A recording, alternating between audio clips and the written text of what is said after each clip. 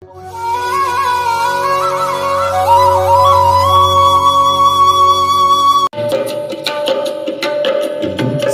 सवेरे लेकर तेरा नाम प्रभु, करते हैं हम शुरू आज का काम प्रभु।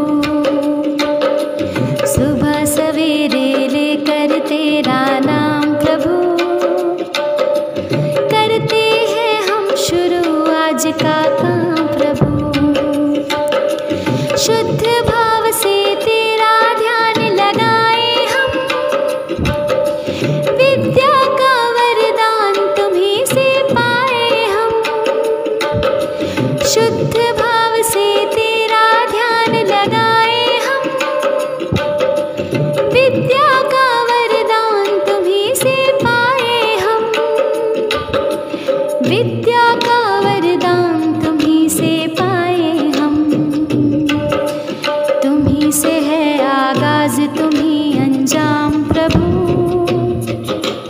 करते हैं हम शुरू आज का काम प्रभु। सुबह सवेरे लेकर तेरा नाम प्रभु,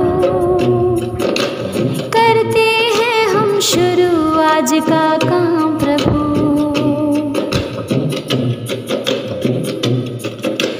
गुरुओं का सत्कार कभी ना भूले हम, इतना बने महान गगन को छू ले हम। गुरुओं का सत्कार कभी ना भूले हम,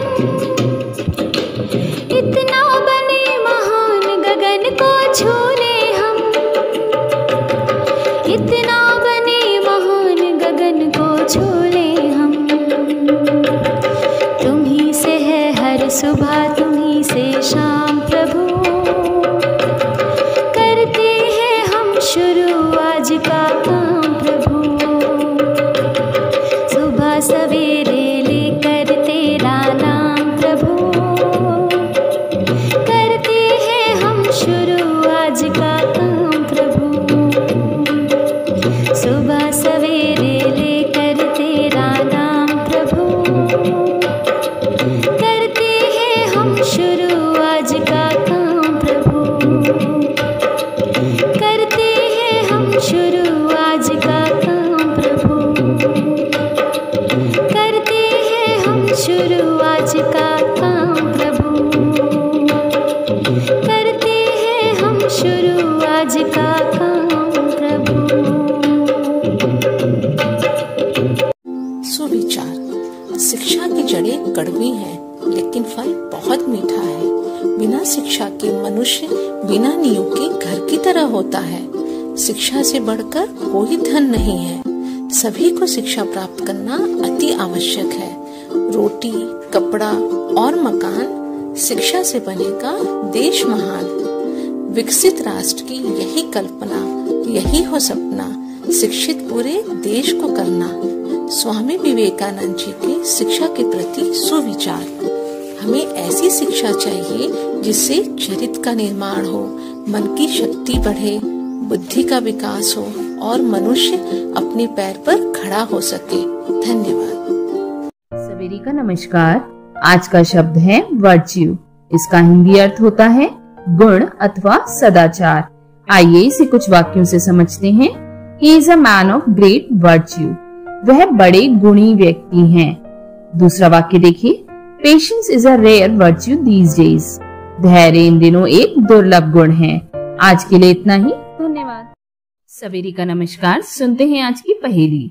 मुझमें भार सदा ही रहता, जगह घेरना मुझको आता।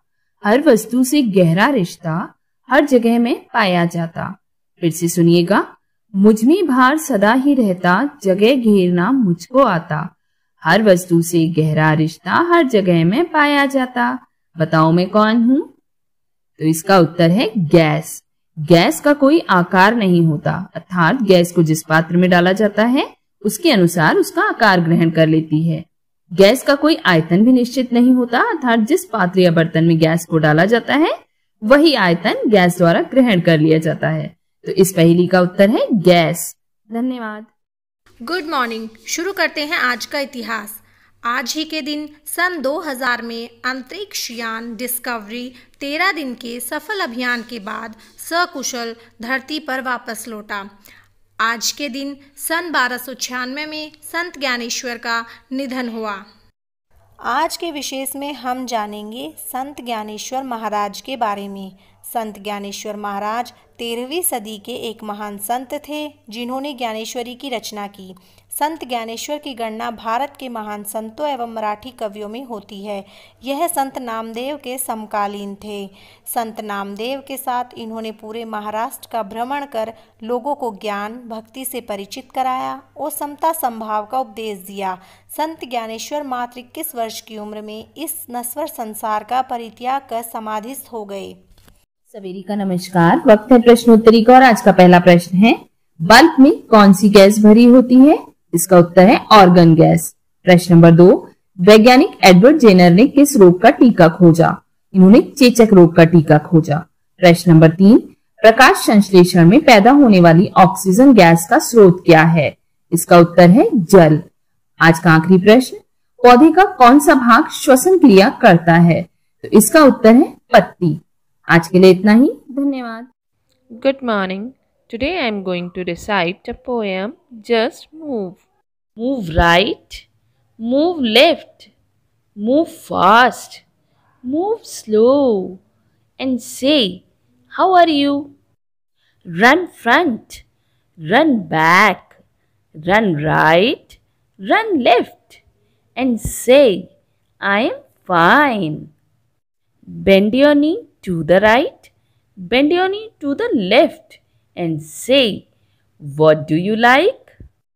Jump high, jump low, jump fast, jump slow, and say, this is what we like. Thank you. Good morning बच्चों, शुरू करते हैं आज की कहानी। आज की हमारी कहानी का शीर्षक है हार जीत का फैसला। बहुत समय पहले की बात है। आदि शंकराचार्य और मंडन मिश्र के बीच 16 दिन तक लगातार शास्त्रार्थ चला। शास्त्रार्थ में निर्णायक थी मंडन मिश्र की धर्मपत्नी देवी भारती। हार जीत का निर्णय होना भी बाकी था। इसी बीच देवी भारती को किसी आवश्यक कार्य से कुछ समय के लिए बाहर जाना पड़ गया। लेकिन जाने से पहले देवी भारती ने दोनों ही विद्वानों के गले में एक एक फूल माला डालते हुए कहा, ये दोनों मालाएं मेरी अनुपस्थिति में आपके हार और जीत का फैसला करेंगी। यह कहकर देवी भारती वहां से चली गई। शास्त्रार्थ की प्रक्रिया आगे चलती रही। कुछ देर बाद जब देवी भारती अपना काम करके वापस आई तो उन्होंने निर्णायक नजरों से दोनों को बारी बारी देखा और शंकराचार्य को विजयी घोषित कर दिया। सभी दर्शकों ने देवी से पूछा, आपने बिना शास्त्रार्थ सुने फैसला कैसे सुना दिया? तब देवी ने मुस्कुराकर कहा, जब भी कोई विद्वान शास्त्रार्थ में पराजित होने लगता है और उसे जब हार की झलक दिखने लगती है तो इस वजह से वह क्रुद्ध हो उठता है। और मेरे पति के गले की माला उनके क्रोध के ताप से सूख चुकी है, जबकि शंकराचार्य की माला के फूल अभी भी ताजे हैं। इससे ज्ञात होता है कि शंकराचार्य की विजय हुई। धन्यवाद। नमस्कार साथियों, मैं संजीव शर्मा आप सभी का एक बार फिर से स्वागत करता हूं प्रेरणा सूची में दर्शाए गए लर्निंग आउटकम को लेकर गतिविधि निर्माण संबंधी इस वीडियो में, जिसमें हम बात कर रहे हैं आज प्रेरणा सूची के कक्षा 2 की विषय हिंदी के बारे में। और आज का हमारा एलो कोड है H203, अर्थात बच्चे मौखिक शब्दावली में नए शब्द बनाना सीख पाते हैं, उनका प्रयोग करना सीख पाते हैं। तो आइए देखते हैं कक्षा शिक्षण में कराई जाने वाली गतिविधियों को हम किस प्रकार से करा सकते हैं। यहां दी गई गतिविधियां सिर्फ एक उदाहरण मात्र हैं। साथियों, हमारी आज की गतिविधि का नाम है बूझो तो बताऊं। कैसे करेंगे ये गतिविधि? शिक्षक पहले छात्रों को एक बड़े गोले में बाहर बिठा लें और स्वयं गोले के बीचों बीच में बैठ जाएं। आपके पास पहले से कुछ शब्द लिखी हुई पर्चियां या फ्लैश कार्ड होने चाहिए। ये शब्द ऐसे हों जो 3 या 3 से अधिक अक्षरों से मिलकर बने हुए हों। संयुक्त अक्षर भी हो सकते हैं, क्योंकि 207 एलो कोड में हमने संयुक्त अक्षर की बात कर चुके हैं।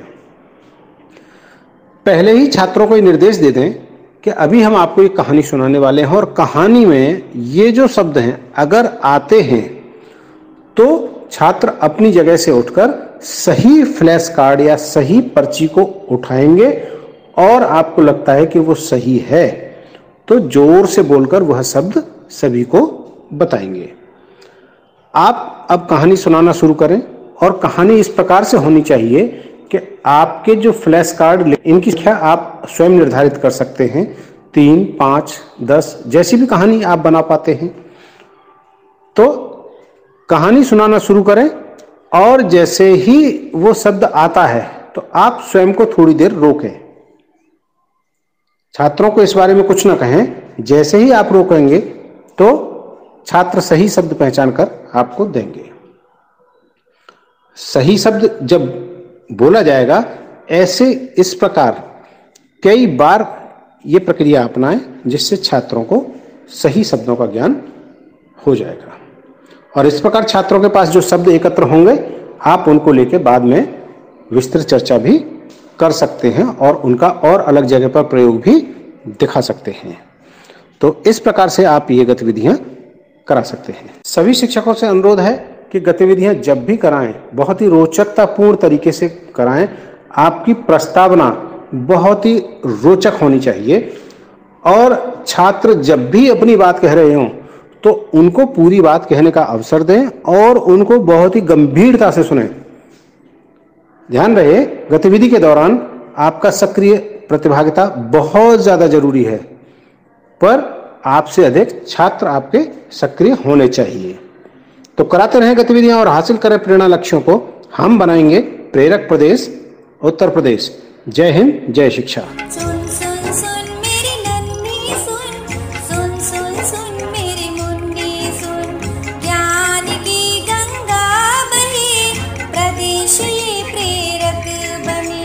सर्वांगीण विकास हो, उन्नयन की बात हो, अभ्युदय की बात हो, शिक्षकों का साथ हो, बात हो उत्कर्ष की, अधिगम के परिणाम की।